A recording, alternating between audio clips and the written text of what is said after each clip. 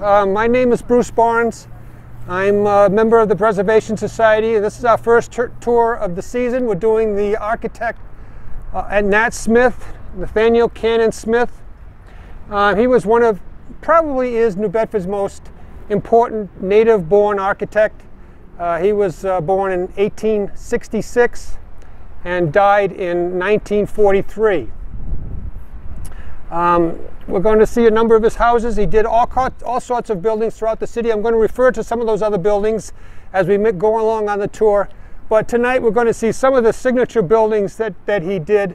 Unfortunately, one of them isn't 689 County Street, but there are some others that we're going to see that are really pretty spectacular and signature buildings and projects in the city. Smith was born, as I said, in 1866. He went to local public schools. He graduated from New Bedford High in 1883. And he was an apprentice for a printmaker for a while. I don't really know how he went from being an apprentice to a printmaker to attending the most prestigious architecture school in the world at the time, in the Western world at the time actually, when he enrolled at the Ecole des Beaux-Arts in Paris, France in 1889. This was the top architectural school in the Western world at the time. American architects of all sorts aspired to go there and did go there. His classmates were important architects, and he spent close to 4 years studying there, working for other French architects while he was there. And he became, as soon as he got back here to New Bedford, he got commissions right away. We'll talk about some of those later on.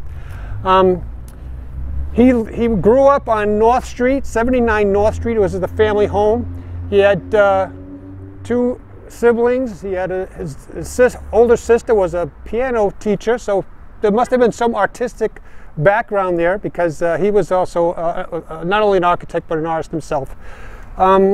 Before we get on the walking tour, I want to just give a mention to a very important person to me in my knowledge of Smith, Natalie Phillips, who was his granddaughter.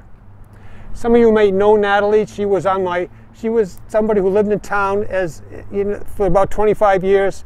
She went to a lot of cultural events here in the city. She came on my walking tours. I've been doing walking tours for over 20 years. She would be a regular on my tours, like some of my regulars we have now that come to all my tours. And she was one of those persons. She told me she was connected to Nat Smith, and I didn't really take it that seriously for a while.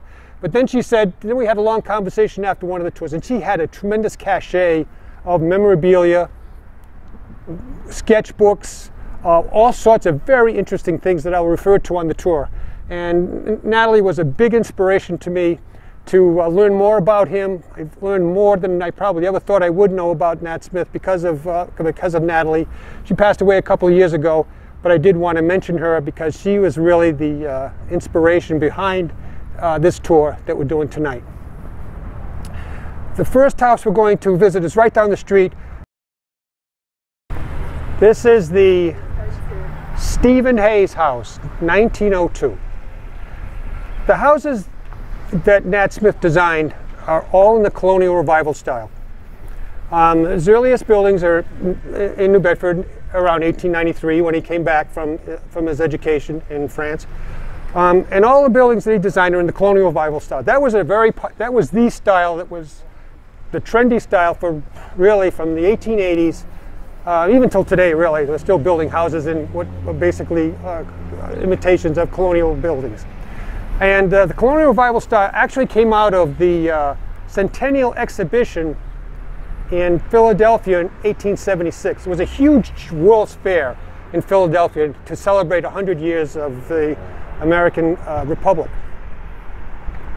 And one of those exhibit halls, it's giant exhibit halls, they actually built a colonial house inside, as to show what the early settlers, what they lived in, and that inspired architects to start looking at our past, our real past, in the colonial period, and designing houses that used that mimic those houses.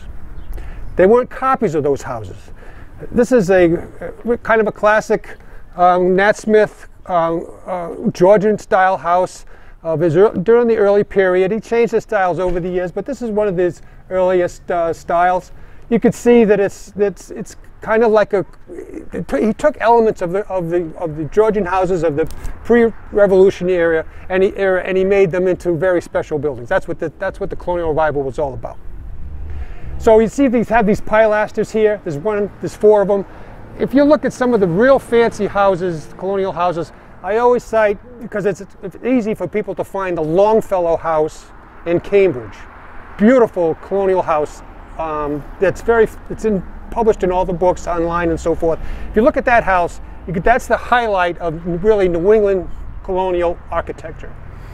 And he uses some of the elements in this particular building. You can see the leaded glass. This is really a nice house. It's not a single family anymore. It's a multi-family, but originally it was a single family house. It's clearly been well cared for. This is a brand new paint job, it looks like to me. But check out the leaded glass and so forth in the windows. There's another feature of this window I want to talk about in a minute. But Hayes, just a little bit about the owner of this house. Stephen Hayes was a physician who must have made a lot of money being a doctor, because he was also on the board of a number of textile mills. And if you were on the board of a textile mill, that meant you probably had a stake of $10,000 or more in the mill. That's how you got on the board. You didn't get on the board because you were a nice guy. You got on the board because you had a lot of money invested in the mill. And somehow Hayes was very, very involved in the textile industry as well as being a physician. Now, one of the most unique features of this house and another house that's right around the corner here are the curved glass windows. This, even today, this is a prohibitive cost to make curved glass windows. And these windows were installed in 1902. And even if you look at the technology today to make these windows, it's unbelievably expensive to make these windows. But here you got a set right here in this bay window. And then the next one is 52 Arnold Street. They have them as well. I don't know how they possibly afforded the technology back then, but they did. And this is a very unique feature. Look how big they are as well. It's very, very difficult to make this glass for a window.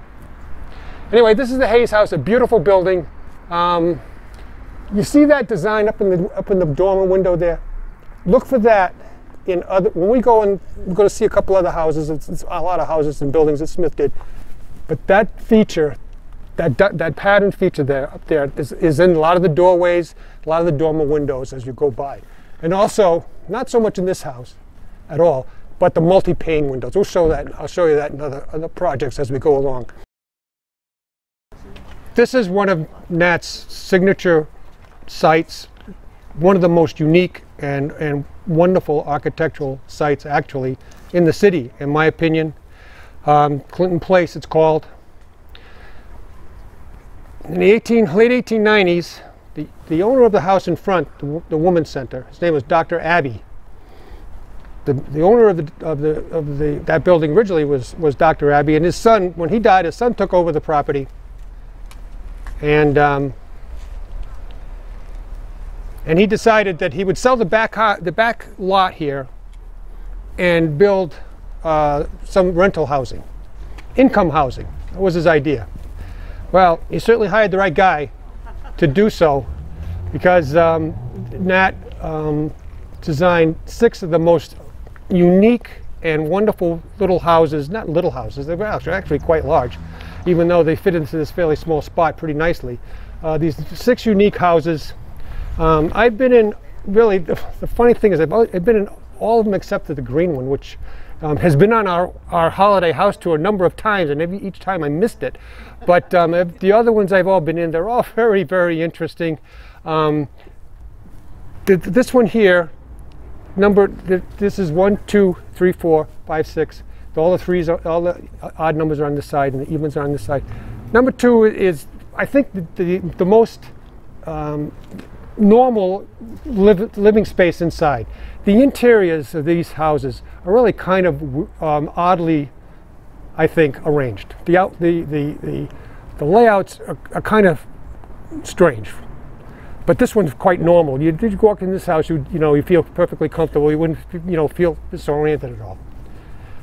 But the one here, number 6, you don't realize how narrow the building is. This section of the building over here, the recent owners, and you can't blame them. They've changed the house quite a bit by building out over here on the left-hand side of the building, because you had to make usable living space. But on this side over here, it's very narrow. You take a couple of steps and you're almost from the front to the back. It's very unusual. I went in there a number of years ago, before the additions. It was painted yellow for many, many years. The guy who lived in the house had lived there for a long, long time. And, but there's some beautiful features. The 3-part window, which is called a Palladian window, is beautiful. It's just a beautiful building. All of them, every one of the buildings, almost all of its buildings during this time period, from like 1895 to 1910, almost all of them have a Palladian window or a three-part window, either usually in the front, but sometimes in this particular house here, it's around the back. He puts them someplace. Anybody who was going on my walking tours a few years ago, I made a point of walking around the courthouse. He did one of the additions to the courthouse on County Street around 1900. And he built an enormous Palladian window in the back of the courthouse. I actually walked the group of people down there. They must have thought I was crazy, because there's all, it's kind of dumpy back there, and there's woods behind that part of the courthouse. It's not very attractive, but the window itself is a magnificent window. You love Palladian windows during this period. You'll see them all the time. And this is a beauty here on number 6. Anyway, it's a beautiful development. It was just before the advent, obviously, of the automobile, because the only downside of Clinton Place is parking. But still, it's a beautiful place. Still, it was rental property for a long time for Dr. Abbey, but it's been single-family housing for many, many years now, and it's really one of the great little micro neighborhoods of the city. 408 County, the William Wood House, it's called. He designed this house 1895, the same time he was designing 689 County Street. They look quite a bit different in overall appearance, but nonetheless they were done about the same time. Big hip roof on this house. This is the original slate roof on this house. It doesn't look, sometimes it looks too new, but it is. It's the slate roof, original slate roof on this house from that time. It's vinyl sided, unfortunately. And I think that little bump out over here on the left is probably an addition. I think it was a doctor's office. I don't know, maybe anybody might remember that as being a doctor's office at one point. And it's a little bit rough around the edges at this point, but still is a pretty nice house. I'm particularly interested, the detailing of the roof. The chimneys are spectacular chimneys on this particular house. And the very steep roof, hip roof, which is kind of an old, very old, high-style colonial roof that they adapted for this particular house. Kind of a nice, it's a nice example of his work. It's not in the best of shape at this point, but nonetheless, a mansion-sized house. This is like 4,500 square feet in this particular building. It's very deep. It's a big, giant square, like a lot of his houses are during this time. This building is the Tifereth Israel Synagogue, built in 1922 by the Jewish community. Nat Smith had been working with a number of Jewish clients. It wasn't that easy for Jews, even at that point, living in a place like New Bedford, or any place for that matter. But Smith always had a lot of Jewish clients. He did a lot of storefronts. Probably some multi-families, although I don't know so much about that. But he did a lot of storefronts, which are documented. As the city was growing like crazy because of the textile industry, going north and south on places like on Acushnet Avenue both ways, and there was lots of commercial development at the time. And he did a number of storefronts for Jewish clients during those years. And so they selected him to build this building in 1922. They paid a fortune for the lot at the time. overpaid. I think they probably tried to price them out of the neighborhood, really. They paid $60,000 for the lot, which in 1922 was way, way overpriced. But they bought it, and they built this nice church. Now, the inspiration for this church is that Near Eastern Byzantine architecture. Even Smith wrote in the paper a pretty long description of his thinking about designing this particular building. And he used the famous cathedral, Hagia Sophia Cathedral in Constantinople, or Istanbul now, as his model, as his overall inspiration. And the Temple Emmanuel building on Commonwealth Avenue in Boston, which is now the Morse Center. If you're familiar with BU, the Morse Center, where used to be the Temple Bethel. And he used that as a model for this building. Now, you can't see them from here. When we walked, if you want and want to walk back, these buildings were built with domes. There's a major dome in the center of the building, and then in each of these corners, there's a smaller dome. That's the, and I don't know the structures. I'm not even going to attempt to describe the structures, but the structures were that they domes were supported by, that's how they supported the rest of the building. So there's some concern actually that this building, I talked to somebody in the preservation at the preservation office downtown. They're kind of concerned that some of that structure of the domes might have been removed and the building isn't as safe as it used to be. Anyway, that's another story. But anyway, Smith used models that he was familiar with, designed this building, and it's a pretty nice building. You can see the Star of David. He outlines exactly what all the functions of each of the spaces would be in that article. It says Tifereth in Israel. I think they actually, I'm not sure what the history of it. Now it's TH instead of the S.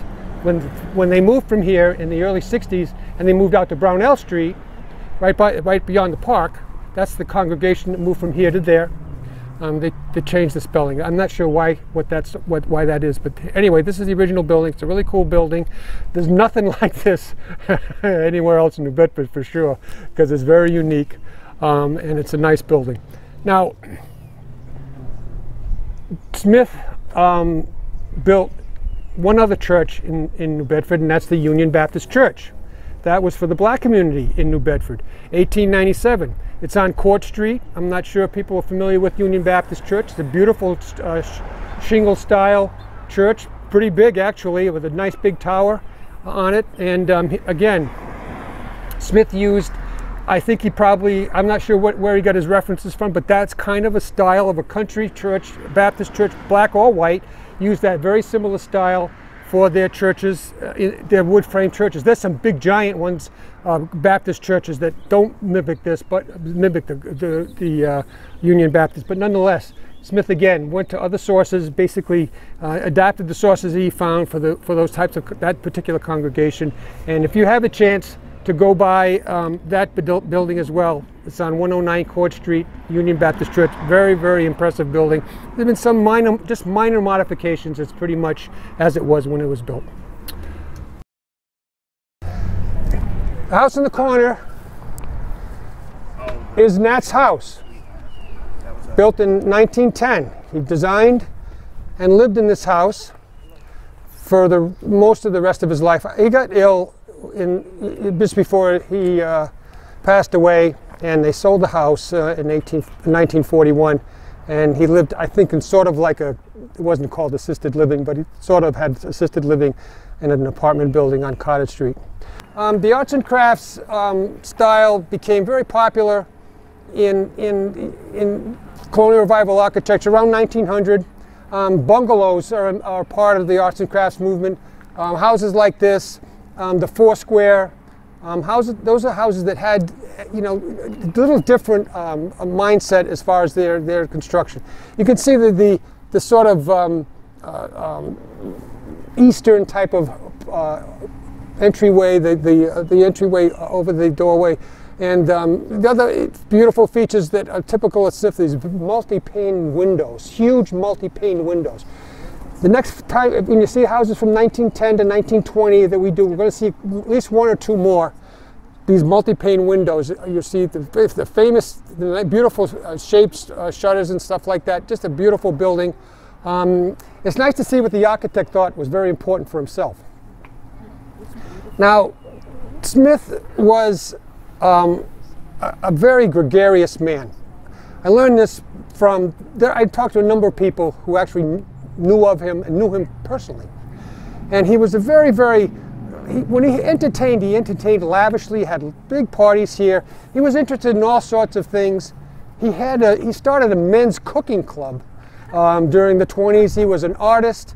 He taught at the Swain School for a little while. You know, he was interested in all sorts of things. And when he had people over, he spared no expense on entertaining his guests. And one of the things he did, and when we did the exhibit at RJD, we had a set of them, he would draw individual place settings for the guests, which had some significance to each guest. It was very cool. Had their name and had a picture of the ones that we saw. The people were from Canada, so I had Canadian scenes, a lighthouse. I didn't recognize any of the scenes, but they were particular to the guests that they had. So he was very, he loved to do that. You know, he wasn't a wealthy man.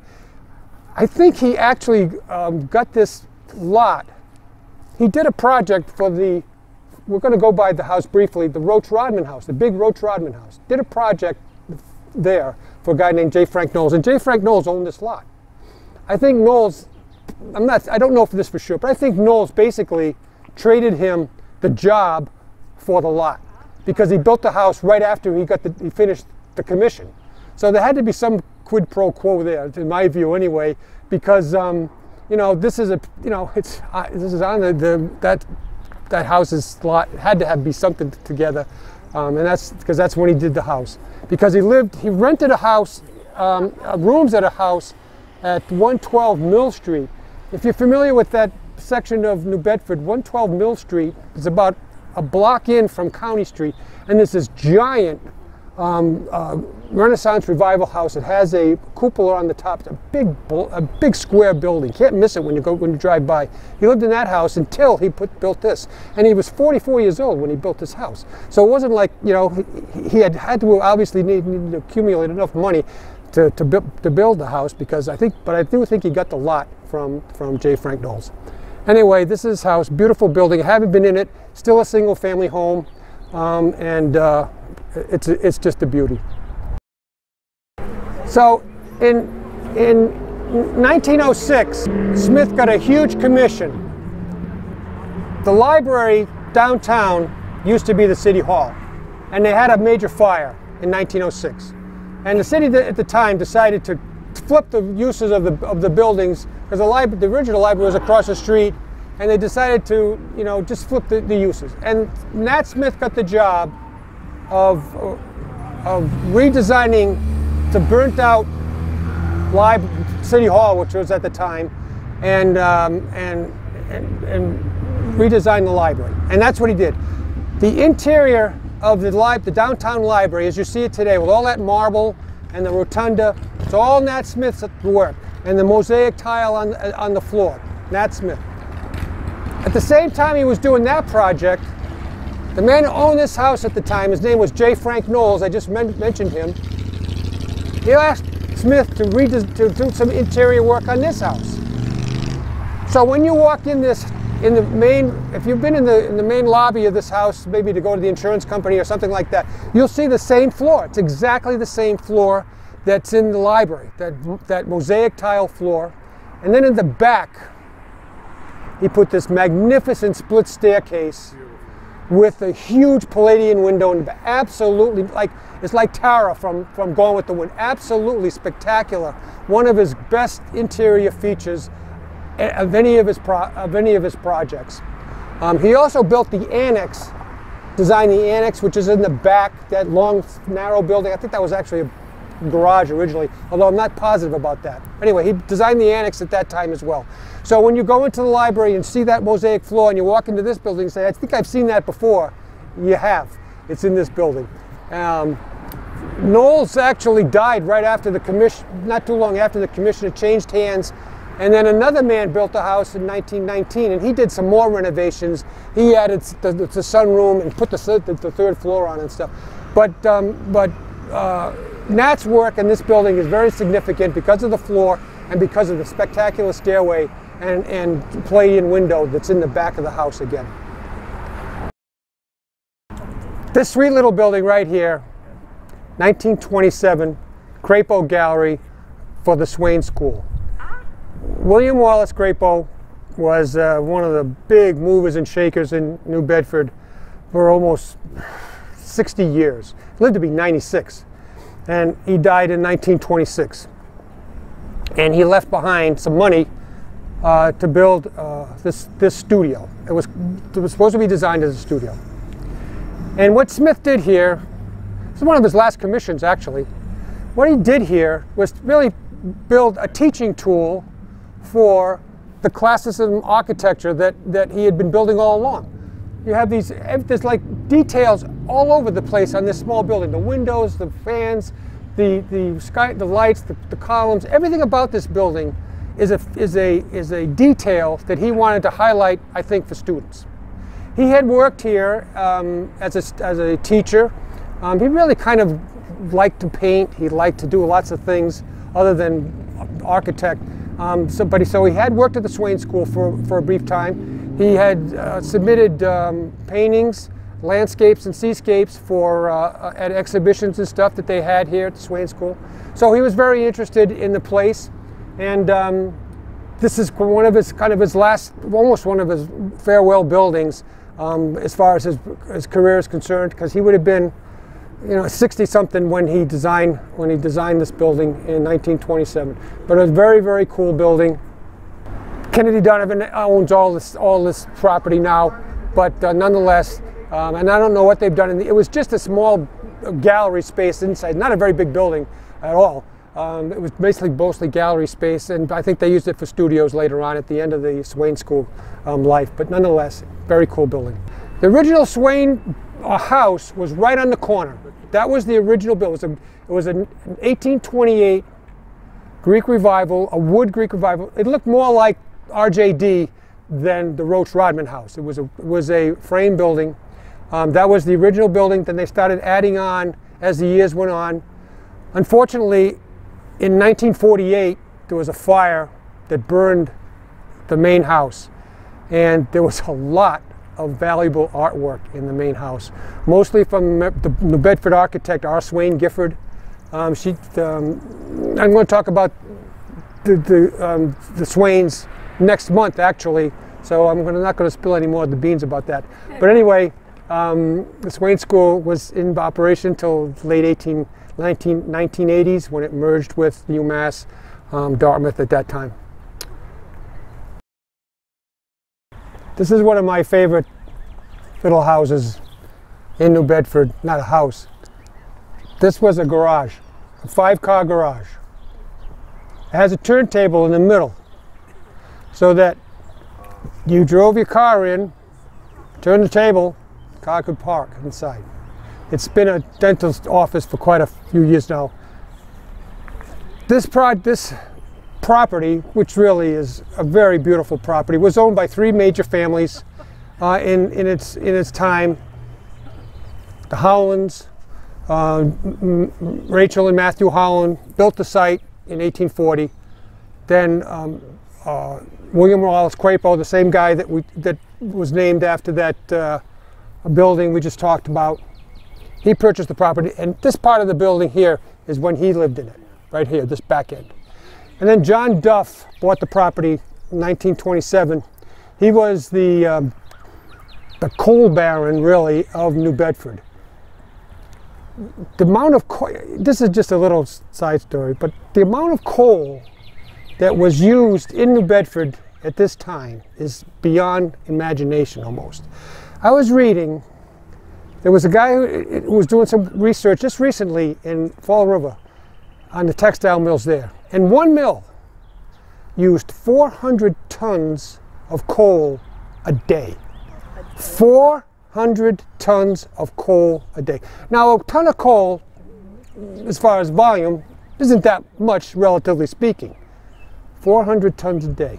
New Bedford had at least 30 or 35 power plants that ran the numerous mills during, say, at the time of this, 1927, when this site was redeveloped. So 400 tons of coal a day. Anyway, that was John Duff selling all that coal to everybody here in New Bedford. He bought the property in 1927. He asked Nat Smith to redesign the front of the building, because it was more of a Gothic style, and then build the garage. And he did build the garage. Now you have to realize that automobiles had a very interesting evolution. This is one of my favorite stories. I like talking about this story. You've got to indulge me here. When we were at Clinton Place, with the little development with the 6 houses, you know, automobiles were like a pipe dream. You know, what is this? You know, the horseless carriage. You know, is this going to really last or not? You know, but by 1910, it was an unbelievable fad. Everybody had cars. Everybody wanted a car. The city directory had a separate section in the very back of each issue, starting around 1904 or so, and it listed everybody who owned a car and the make of the car. There were hundreds, literally hundreds of makes of cars during that time. And so the car became real fashionable. The roads were lousy. The people who bought the cars, like John Duff, he probably never learned to drive. He had chauffeurs that would drive him around. He had 5 cars, but he probably couldn't drive himself. You know, he had people driving him around. But cars were so big at the time. So there are a number of big garages in the back of the big houses. Some of them have disappeared, but there's still some. When we walk, I'm not sure we're going to go by that. Yeah, we go by 99 Madison Street. There's a 5-car garage behind that house. It also has a turntable in it, so they can move the cars around. Anyway, and Nat designed a really cool building here. This is again one of his last commissions. You'll see this columns type thing over the doorway at the last house we're going to see tonight shortly. But it's a very cool building. It's been converted, but basically this is what it looked like at the time. Still has its original slate roof. Again, a really neat building here in New Bedford. As beautiful as this house is, that's not the one that's on the tour. Not that he didn't have something to do with it, actually. There's a house on Cottage Street that I was going to go by, but it's a little bit longer a walk than coming this way. And it was attached to this house. It was an addition to this house. And in 1906, they separated them and moved both of them. They moved this one to this site from right about where we're standing now. And they've completely separated the addition, and it's a separate house on Cottage Street. And Smith did the renovation on the house that was separated. There's nothing you can see that he did, because it's mostly in the inside and in the back, but nonetheless. These 3 houses, these 3 white ones, all done by him. We're not going to talk about this one. It's a nice house, but that was 1915, kind of an arts and crafts style house. But this is the gem here in the middle. This was his best friend, Thomas B. Wilcox Jr. And he designed this arts and crafts house, 1914, on this site. It's a beautiful building on the outside. I've been in this house a number of times. The lady that lives in this house knew Nat. She was one of the sources of the information about his lifestyle and other types of details. She actually knew him a little bit better than Natalie did, Natalie Phillips. So I get a lot of information from her. It's a nice house on the inside, but it's not as it's not as grand as you might think. It's nice spaces and so forth, but the exterior is beautiful. Again, you can see that detailing in the window glass, on the lights, the side lights, as well as the door itself. The multi-pane glass windows here, big windows as well, big shutters, just a beautiful building. 1914 arts and crafts style. Now, I mentioned early on that the Colonial Revival, the architects took elements of the style and basically made a new house with those styles. But as things got on in age, in the 20s and so forth, they started actually making houses that are basically copies of of the Colonial Revival style. This one here on the corner is a beautiful building. So, and it was done by a pretty famous architect in New Bedford, Edgar Hammond. But basically, it's just a copy of another house. And the same thing here with Smith's house in 1926 here for the millman Frank Neild. It just looks like a Georgian house. It's got some nice detailing. It's bigger than a house that would be built during the colonial period, but it looks, in concept, it's basically the same house. There's not too many details that differ from a house that would have been built in the 1730s or 40s. And that happened across the board with architects. They really kind of changed, they made the houses a lot simpler in design. They didn't use the details of the Colonial Revival to make something different. They sort of just made the old houses and added a few details here and there. You can see the same brackets on the roof that were on the garage. See that window in the middle on the second floor, the same brackets that were on the garage. So basically, I think he was getting a little tired too. That house in 1926. It was one of his last commissions. This very last commission that I found that he did is the warming house at Buttonwood Park. It's now the Senior Center in Buttonwood Park. That was his very last commission, I think. The last one I could find anyway, 1934, during the Great Depression. There weren't too many commissions for architects in the 30s because there was virtually no building being done. We did pass a couple of one house in particular that I didn't point out because it would have taken too much time, but I know he did a number of multifamilies that are documented. He did one on Carter Street, he did one on Hawthorn Street, and he did one on Union Street that are documented. He had to have done a lot more because multifamily houses were going up left and right. All of the big architects were building multifamilies, whether they were 2 families or 3 families or even more or even bigger houses. I haven't found a lot of the ones that he did, but I know for sure he must have been doing them. It would have been a primary source of income to do those types of buildings at the time, as well as these mansion-style houses. So he was building in all styles. One of the great buildings that I haven't mentioned tonight, and I wanted to mention it earlier, is because people probably drive by it almost every day, is the old New Bedford Tech building on Purchase Street, right by the exit from Route 18 that's on Purchase Street, just before the Octopus, north of the Octopus. Fabulous building. The oldest part of the building is the middle section, actually. When you look at that if you look at that building in detail, it's absolutely beautiful. He actually mimicked, again, a textile mill, but he really dressed it up beautifully. That's what he did. And he lived a very, I think, interesting life, and he did a lot and his buildings are long-lasting here in New Bedford, and he certainly is worthy of recognition. Thanks for coming, and we'll see you. Hopefully, we'll see you all next month. Thanks. It was wonderful. Thank you. Yeah, great job. Thanks.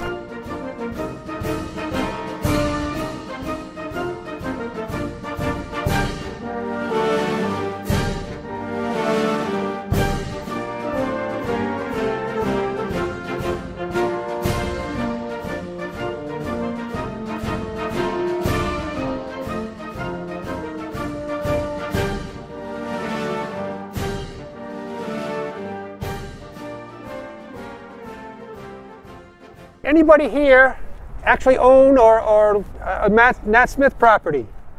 Which one is that? 689. Oh, 689 County Street. How are you doing with that project? It's going to take a minute. It's one of the great, really, 689 County Street. It's one of the great mansions, period, of any style in the city